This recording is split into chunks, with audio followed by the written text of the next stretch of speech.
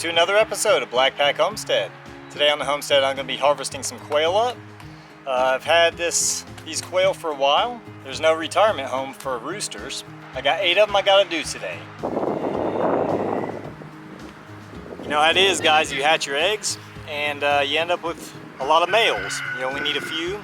Guys, it's just bad luck. So I end up actually having to keep my quail from the last go around. They're actually very old. They're probably 2.5 years old now. And they're gonna have to go another round until I can get it more incubated. I have 12 right now that just hatched out, but who knows, we may end up with more males. You never know. So until I can figure out who is who, it's just how it is.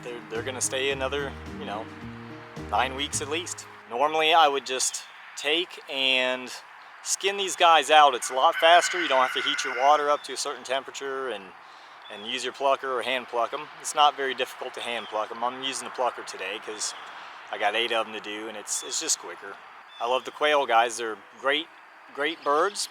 They're very quiet birds. They will sing. The males will sing. And they'll do their little songs and coos. Sometimes they sound like a little bomb dropping when they go. Generally, that's an egg song for me.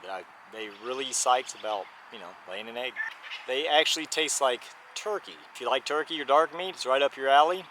I've roasted these guys and they're okay, but I prefer to stew mine up. I like having moist bird. Guys, everything's okay here on the homestead, other than, certain things that normally go on around here. I'm very thankful. I'm very thankful for everything in general, and it's been very productive this year. The chickens and the animals alone have just really kept things going here. And it doesn't take much to maintain them. They don't need the infrastructure probably that, chickens would use, because they lay right on the ground, guys. They're ground birds. Their mentality is slightly different. They all act the same for the most part. They're not like chickens where you can tell, guys, that each chicken has got its own personality. These guys, for the most part, are, feed me, and yeah, feed me. I suppose this will also be a trial video. Got some chicken shears here. I'll let you know how those work out. Aldi special, price, whatever my wife says it is. So it's got a good feel about the handle, and I'll let you know how this device works. Now people will ask, how can you raise these little birds and then do that and harvest them up and eat them? Guys, if you eat meat, it's better that you do this. At least you know where your food's coming from. You don't have somebody else doing your dirty work for you. You have a greater appreciation for your food. From the time you see that thing hatch out of that egg to the time it's harvested, you've taken care of it, you fed it, you protected it, you did everything you needed to do for that bird, and it had no worries. And further generations are going to go on. That's just nature. It's just nature, and there has to be balance. I sit here on this stump over here, my stump. I feel like Thanos up there. Guys, if you understand, that's great. That means you're in good position. I sit here and I even determine which half of the population gets it. But I just love it. I sit out here and I just look at everything. Just everything out here is great. And it's getting better. I just keep improving on it and keep expanding it. Every day, do a little bit more, and it'll pay off for you. I'd like to get a few more blueberries this year. That would be a great goal. I love the blueberries every year. Very productive. So stop procrastinating, Chris. Get to it. Let's see it.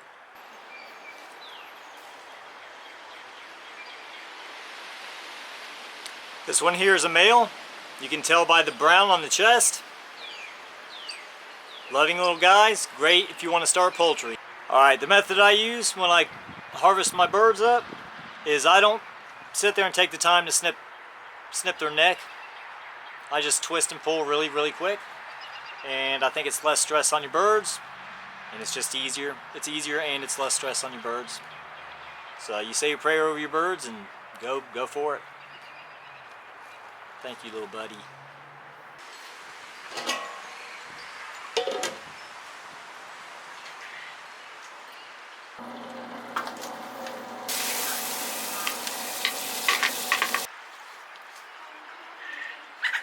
You may have those remaining few feathers on there.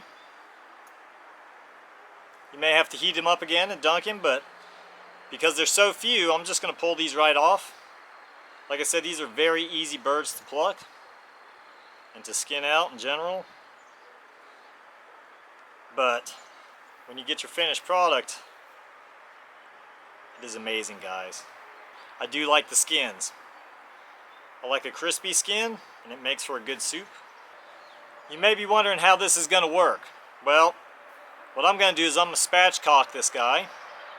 And basically that just means go up one side of the spine, down the other side of the spine, remove it, so I have access to the internals there.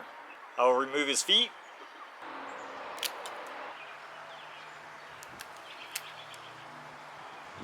Alright, looks like a little chicken. Looks like a little chicken. Some of the younger ones do not weigh as much as the older hens and roosters, but you know, that's still not bad. They were way past their time, so they got a little meat on them. These are actually the jumbo Coturnics. If anybody's got experience with Georgia Giants, let me know, because I don't know, me and Morella were talking about it the other day.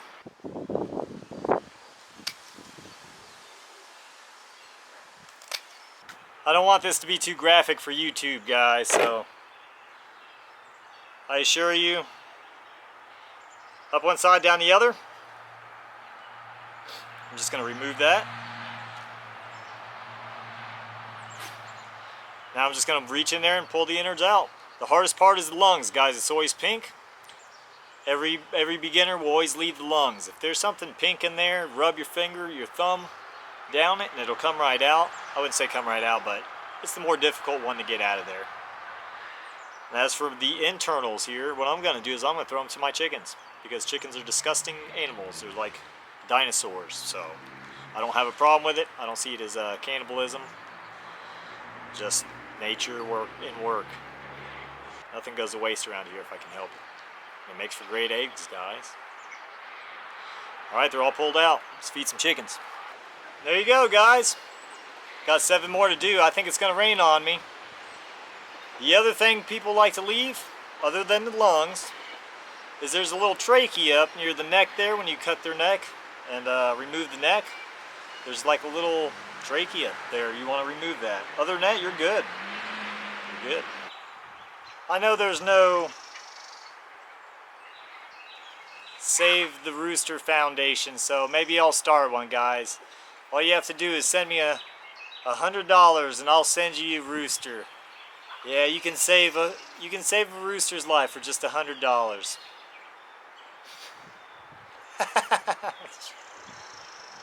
It's hard to say that with a straight face.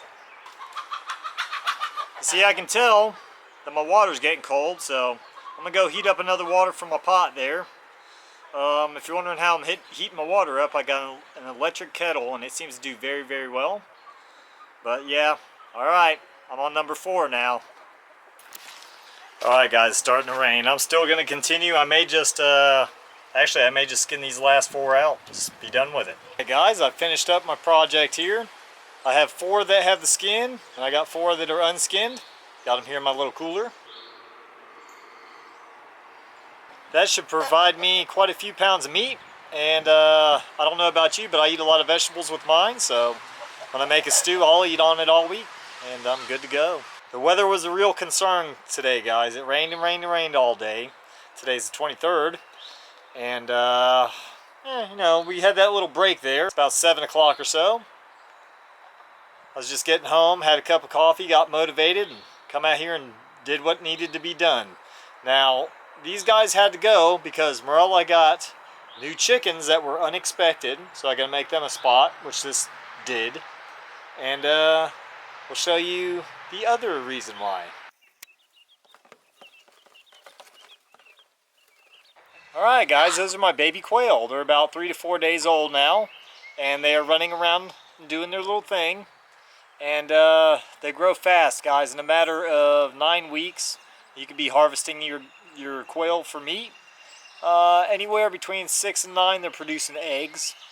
I like to let my quail go a little while a little longer than most. I want to get that extra, a little bit of meat out of them. You can definitely tell the difference between the breeders and just the ones that you're breeding for meat, I guess. I'd like to let them go a little bit longer myself, but if you wanted to, you could do 9 weeks easy. Guys, I appreciate you guys watching another episode of Blackpack Homestead. And like I said, if you want to save a quail, just save me $100. Tuck it away, send it to me. I'll send you a quail. We can save a quail today. So, all right, God bless, guys. Until next time at the Blackpack Homestead. Bye-bye.